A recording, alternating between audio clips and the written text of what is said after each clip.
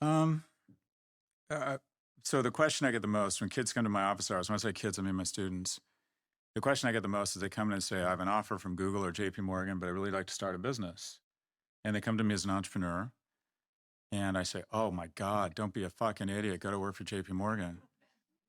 Just the emotional toll and the roller coaster. Here's the thing, the greatest wealth generator in history, I'm just talking about being an economic animal right now. The greatest wealth generator in the history of the planet is the US corporation. And they will invest in you. They'll remove that mole. They pay for your health care.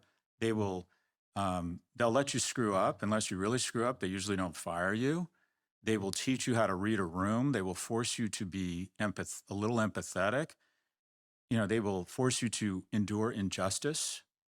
The only thing I can guarantee about the work world is injustice. Someone less talented than you will get promoted faster than you.